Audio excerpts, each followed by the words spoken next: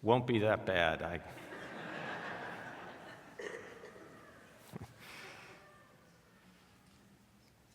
Probably were aware that we came this morning in our annual cycle of reading the Torah to the conclusion of the book of Exodus. And we've been talking really over the last half of the book of Exodus in great detail, intricate detail, about the Mishkan, which is the tabernacle, which was the portable worship site that the Israelites used as they wandered in the wilderness during their 40-year journey to the Promised Land. And the details continue to the very last verse of the book, all the way to the end of Exodus. And it's one of those details, a curious one, I think, that I would like to spend a few minutes thinking with you about this morning. The text describes the moment when the tabernacle is put together for the very first time, and then it tells us, V'lo yachol Moshe lavo el ohel moed, that Moses, once the tabernacle was completed, was not able to go into the tent of meeting, was not able to go into the tent of meeting, which was the place where God's presence would appear. And the commentators are quick to point out that that verse that tells us that Moses could not go into the tent of meeting is contradicted by a later verse in the Torah, which comes up in the book of Numbers, happens to be Numbers chapter 7. Numbers chapter 7, by the way, has more verses than any other chapter in the entire Torah. Ben Kreshtel, did you know that? Numbers 7, how many verses? 89 verses. And it's in the very last verse of Numbers chapter 7 where we read this, Ubavo Moshe el ohel moed, that Moses would sometimes go into the tent of meeting. So that is the contradiction that worries our commentators. On the one hand, we have a verse that tells us Moses never goes into the tent of meeting, and on the other hand, in Numbers 7, we have a verse that tells us Moses goes into the tent of meeting. And what our commentators want to know is, which one was it? Did he go into the tent of meeting, or did he not go tent of the meeting? It has to be one or the other. It can't be both. So which one is it? That's what they want to know. Okay. I want to pause there just for a second. There is an answer to that textual conundrum that the sages worry about. I promise I will give it to you in another moment or two, but I want to turn our attention to another issue, another question, a contemporary question, which is the value of free speech. The value of free speech, long held up as one of America's greatest values. And to help us think about that, I want to point your attention to an article that appeared in national newspapers this week. I saw it on Thursday. It's an article that has to do with an Algerian writer who is a French citizen. His name is Boulam Sansal. If I'm mispronouncing that, I apologize to Mr. Sansal. Mr. Sansal, who is 80 years old, was arrested a few months ago in Algeria, and he has been held ever since without any access to due process. Why was he arrested? Did he steal something? Did he commit fraud? Did he hurt someone? Did he, not pay his tax? No, nothing like that at all.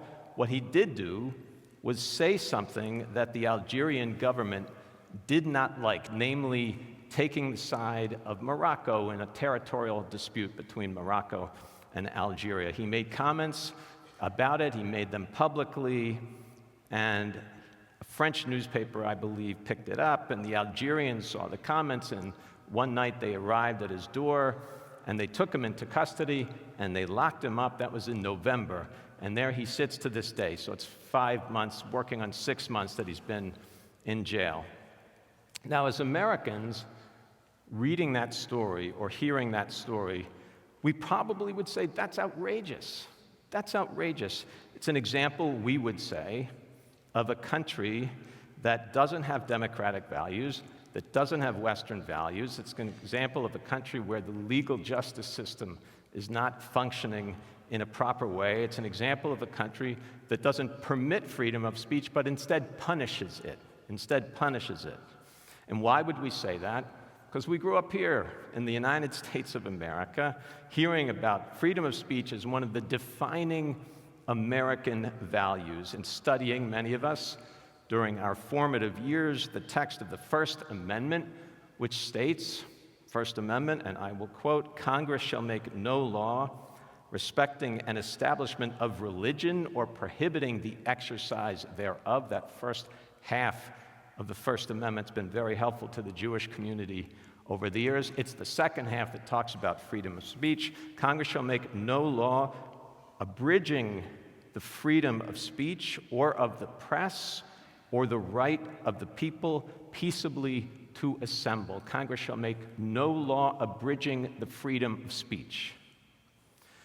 And there may be many Algerians who disagree with Mr. Sansal's views on Morocco. I honestly don't know whether that's the case or not, but as Americans, we probably would say he has a right to express those views, and he certainly shouldn't be locked up for expressing those views.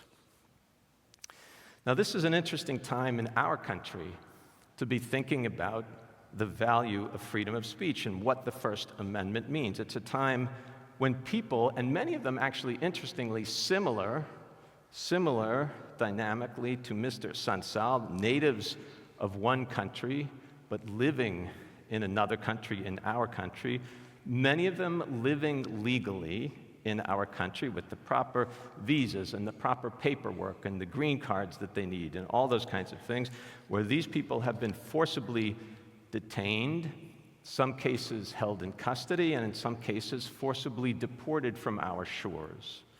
You may have seen the video this week of a young woman being arrested by masked men at Tufts University. Now, they're being detained and deported and taken into custody not because they physically hurt someone, not because they robbed someone, not because they stole something, not because they did something wrong, but because they said something wrong, or at least said something that many people, some of us, and certainly people in power in the government today, disagree with, feel that is wrong. I want to go back to the Moses dilemma for a moment. You remember there was one verse indicating that Moses could go into the tabernacle, and there was one verse that said Moses could not go into the tabernacle. And I said, which is it? Did he go in? Did he not go in? I mean, it can't be both.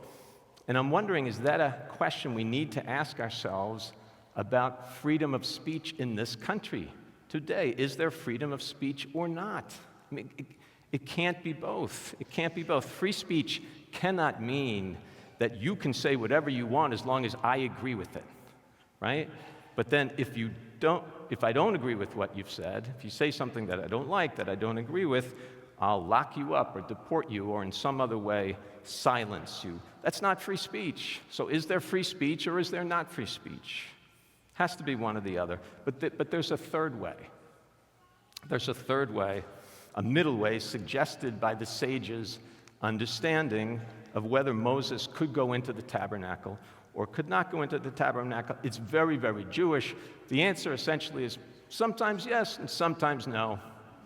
You know, sometimes he could go in, sometimes he couldn't go in. It depended on the context, depended on the situation. He could go in most of the time. Most of the time he could go in, but he could not go in Kishakein alav he'anan ukvod Adonai malei hamishkan. He could not go in when God's presence was directly settled on the tabernacle itself. At that point, he couldn't go in. It was too dangerous. Moses could, no one could go in, not even Moses.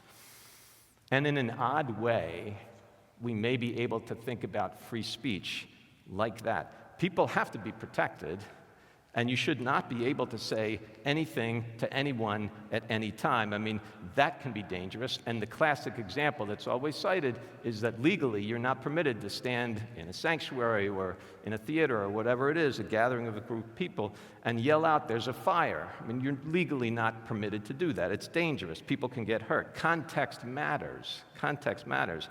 If you're saying things that may end up causing harm to others, if you're inciting violence, that should not fall under the protection of the First Amendment. Maybe a good way to think about it is this.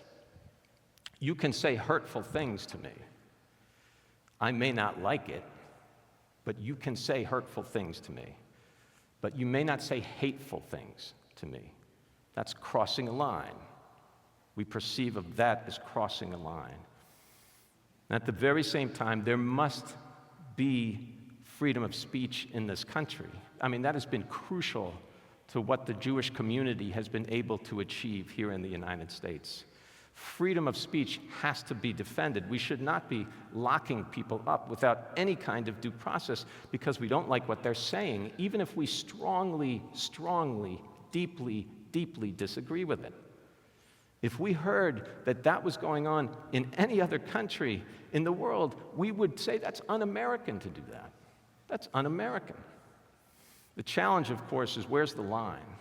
I mean, that's right. Where's the line? When do you know that that line has been crossed? When is it that what's being said leaves the realm of the hurtful and enters the realm of the hateful? When does it get dangerous? But that line cannot be discovered by locking people away. Again, even people with whom we strongly disagree, that's not the way to discover where that line is. It can only be discovered, that line, in open debate, difficult as that might be, painful as that might be, uncomfortable as that might be, but American as that is. Shabbat Shalom.